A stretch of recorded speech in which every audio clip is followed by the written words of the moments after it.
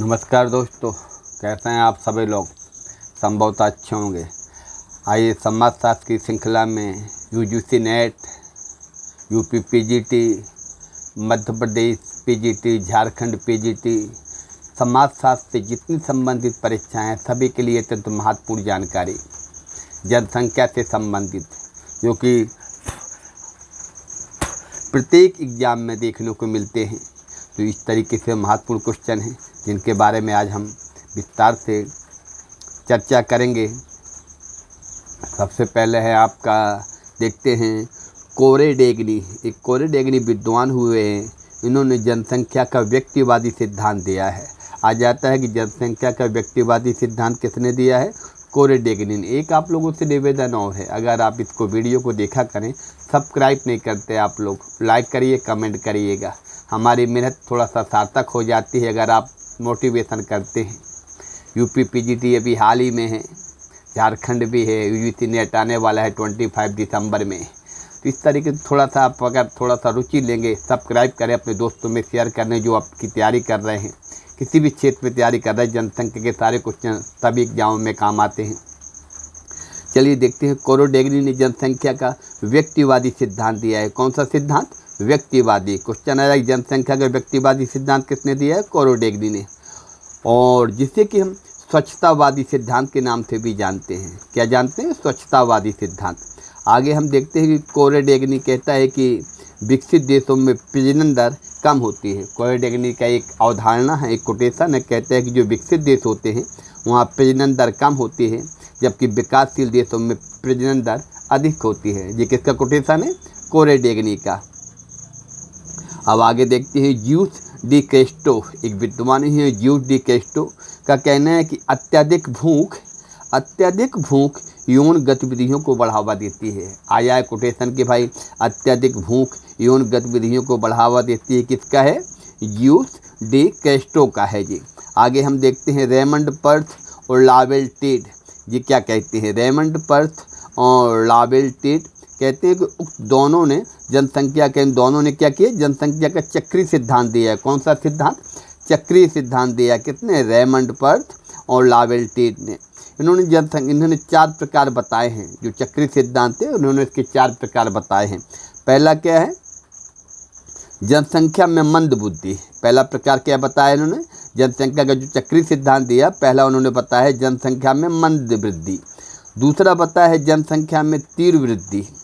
तीसरा बताया है जनसंख्या में वृद्धि में निरंतर कमी, क्योंकि भूमि सीमित है। चतुर्थ बताया है इन्होंने जनसंख्या वृद्धि और क्षेत्र में संतुलन। जनसंख्या वृद्धि और क्षेत्र में कभी आ जाए कि भाई आपका जनसंख्या का जो चक्रीय सिद्धांत है उसमें जो 4 प्रकार हैं, किसने बताए? रेमंड पर्थ और लावेल टेड ने। उन 4 प्रकारों में एक दे दिया, एक नहीं दिया, तो इस तरह जोड़ियों के रूप में आ गया। प्रथम अवस्था है जनसंख्या में मंद वृद्धि, द्वितीय अवस्था है जनसंख्या में तीव्र वृद्धि, तृतीय अवस्था है जनसंख्या में वृद्धि में निरंतर कमी, चूँकि भूमि सीमित है, चतुर्थ अवस्था है जनसंख्या वृद्धि और क्षेत्र में संतुलन। आगे हम देखते हैं, रेमंड पर्थ और लावेल टेड ने उक्त दोनों ने जनसंख्या में 2 प्रयोग किए हैं। कौन सा? मधुमक्खियों पर प्रयोग किया है, मुर्गियों पर प्रयोग किया है। कितने? रेमंड पर्थ और लावेल टेड ने। आगे हम देखते हैं कि हेनरी जॉर्ज ने सामाजिक असंतुलन का सिद्धांत दिया है। कभी आ जाता है कि सामाजिक असंतुलन का सिद्धांत किसका है? हेनरी जॉर्ज का है। केशाकर्षण का सिद्धांत किसका है? ड्यूमा का है। किसका है? केशाकर्षण का सिद्धांत ड्यूमा का है। फ्रैंकफर्टर कहते हैं कि गरीबों का मानसिक विकास इसलिए नहीं हो पाता कि वे सारी शक्ति व धन बच्चों को पैदा करने में ही लगा देते हैं। बहुत अच्छा कोटेशन है। कौन कहता है? फ्रैंकफर्टर। क्या कहता है कि गरीबों का मानसिक विकास इसलिए नहीं हो पाता है कि वे सारी शक्ति व धन बच्चों को पैदा करने में लगा देते हैं। फ्रैंकफर्टर बहुत अच्छा कोटेशन है। कार्ल मार्क्स ने भी जनसंख्या के संबंध में कहा है कि किसी देश की जनसंख्या प्रजनन दर के कारण नहीं बल्कि पूंजीवादी अर्थव्यवस्था के कारण बढ़ती है। क्या कहते हैं कार्ल मार्क्स? कि किसी देश की जो जनसंख्या है प्रजनन दर के कारण नहीं बल्कि पूंजीवादी अर्थव्यवस्था के कारण बढ़ती है। आगे हम देखते हैं, जनसंख्या का सुखवादी सिद्धांत थे उसके समर्थक कौन कौन हैं? बेंथम, बेकारिया, ब्रेंटो। आगे हम देखते हैं रूटनबर्ग। रूटनबर्ग एक बहुत विद्वान हुए हैं। इनका कहना है कि पूंजीवादी जो है पूंजीवादी मनोवृत्ति के कारण जन्म दर कम होती है, यानी जन्म दर का मूल कारण मनुष्य की मनोवृत्तियाँ हैं। किसका कथन है? ये रूटनबर्ग का है। लीवेनस्टेन्स ने अपने सिद्धांत जो है इन्होंने एक बुक लिखी है, उसमें अपना सिद्धांत दिया है। इनकी बुक का नाम है economic explanation of the population, में जनसंख्या और विकास को दर्शाया है। और उनका कहना है कि अधिक घनत्व आर्थिक विकास में बाधक है। इनका क्या कहना है कि अधिक घनत्व आर्थिक विकास में बाधक है, जबकि कम घनत्व आर्थिक विकास में सहायक है। अगर क्वेश्चन रह जाए कि भाई किसने कहा है कि अधिक घनत्व आर्थिक विकास में बाधक है? आपका लीवेनस्टेन्स ने। किसने कहा है कि कम घनत्व आर्थिक विकास में सहायक है? लीवेनस्टेन्स ने। सारे क्वेश्चन इसमें परीक्षाओं में पूछने वाले हैं, निश्चित तौर पे आपको कई परीक्षाओं में देखने को मिल जाते हैं। आगे हम देखते हैं जनसंख्या संक्रमण सिद्धांत। जो जनसंख्या का संक्रमण सिद्धांत है किन किन लोगों ने दिया है? सबसे पहले किसने दिया है? कौन सा? जनसंख्या का संक्रमण सिद्धांत। अगर आपका ऑप्शन में आ जाता है W.H. थॉमसन, तो थॉमसन पहले आएगा। थॉमसन के बाद आएगा रूटिन्स आएगा, केल्विन क्लार्क आएगा, फिर आपका सैक्स आएगा। इन चारों लोगों ने जनसंख्या का संक्रमण सिद्धांत दिया है। उक्त सिद्धांत के अनुसार किसी देश की जनसंख्या 3 अवस्थाओं में विकसित होती है। इन्होंने क्या किया है? बताया कि सिद्धांत के अनुसार जो संक्रमण का सिद्धांत है, इन्होंने क्या बताया कि जो जनसंख्या होती है किसी देश की, वो 3 अवस्थाओं में विकसित होती है। सबसे पहले क्या होता है? High birth rate and high death rate. क्या होता है जी? कहाँ पाई जाती है? अविकसित देशों में। अगर आ जाए कि high birth rate and high death rate कहाँ पाया जाता है? अविकसित देशों में। बहुत महत्वपूर्ण क्वेश्चन है जी। High birth rate and low death rate ये कहाँ पाई जाती है? विकासशील देशों में। Low birth rate and low death rate कहाँ पाई जाती है? विकसित देशों में। इस तरीके से ये 3 कोटेशन है जो जनसंख्या संक्रमण सिद्धांत के 3 अवस्थाओं में विकसित है। इनको हम आगे देखते हैं। अब हम देखते हैं कि नगरीयता की जीवन शैली किसने दी है? किसकी शैली? नगरीयता की जीवन शैली लुईस बर्थ ने। घेड्डों की अवधारणा लुईस बर्थ। गांव जीवन शैली के रूप में बात कौन करता है? मजूमदार बात करते हैं। रूसों ने शहर को सभ्यता का परनाला कहा है। आ जाता है किसने कहा है आपको शहर को सभ्यता का परनाला? रूसों ने कहा है। आगे हम देखते हैं वैश्विक शहर की अवधारणा किसकी है? साउथकी सौसेन की है। किसकी? वैश्विक शहर की अवधारणा। वैश्विक गांव की अवधारणा मैकलुहान की है। एस.सी. दुबे ने गांव के वर्गीकरण को 6 आधार बताए हैं। क्या है? किसने? एस.सी. दुबे ने गांव के वर्गीकरण के कितने आधार? 6 आधार बताए हैं। अगला क्वेश्चन है बिहार भूमि सुधार अधिनियम कब? 1950 में लागू हुआ। कब? बिहार भूमि सुधार अधिनियम 1950 में।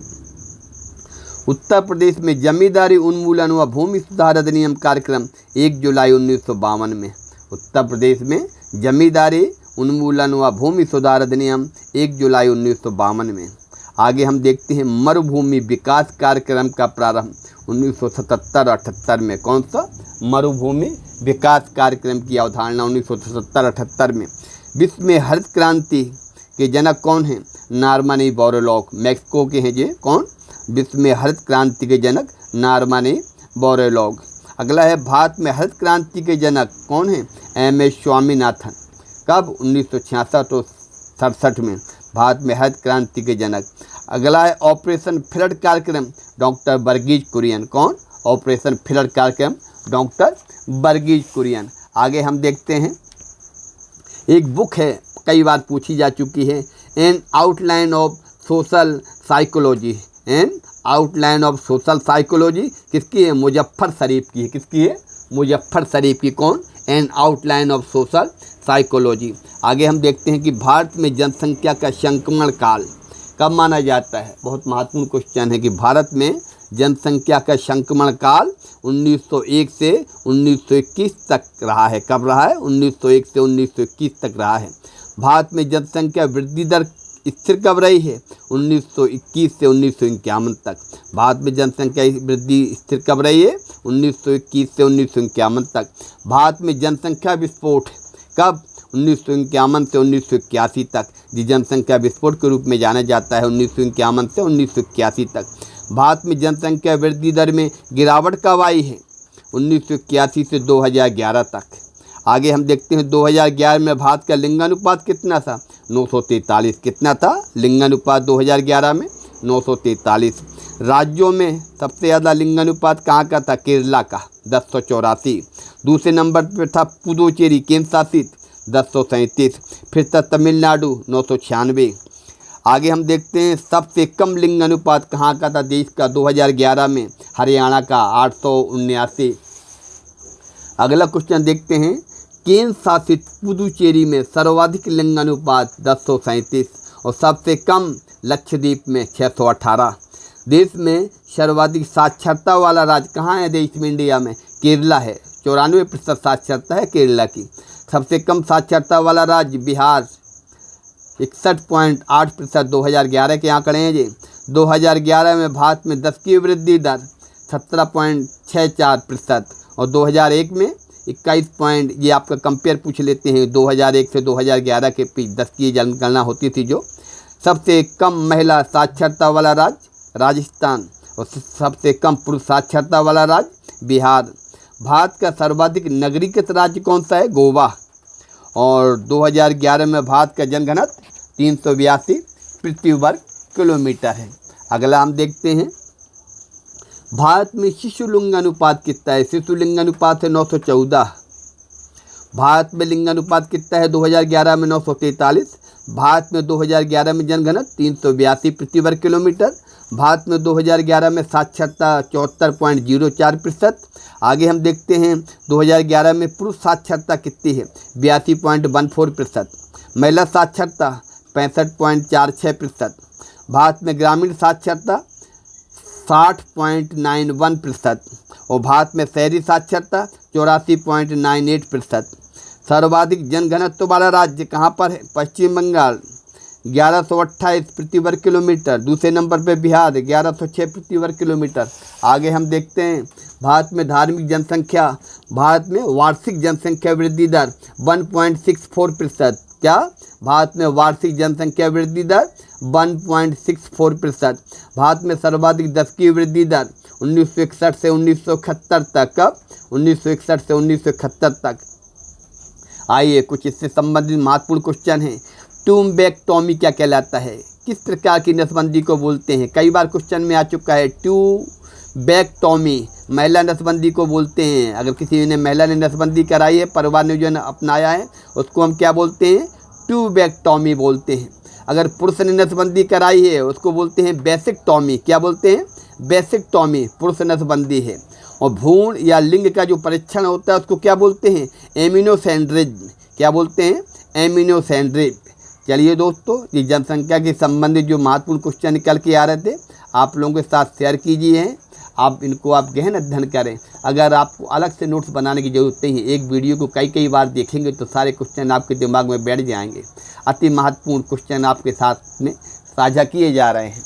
आपको ज़्यादा मेहनत करने की आवश्यकता नहीं है। जब फ्री हो, जब आप ऐसे काम कर रहे हो तो वीडियो चालू कर दे, सुनते रहें, आपके दिमाग में सारे क्वेश्चन बैठ जाएंगे। हम आपके लिए इतनी मेहनत कर रहे हैं तो आपका काम भी बनता है कि अपनी परीक्षा का परिणाम आप सकारात्मक लाएं। अच्छी मेहनत करें और आप वीडियो को लाइक और शेयर और सब्सक्राइब कर दिया करें, बेल वाली घंटी दबा दिया करें और इसको ज़्यादा से ज़्यादा सब्सक्राइब करें।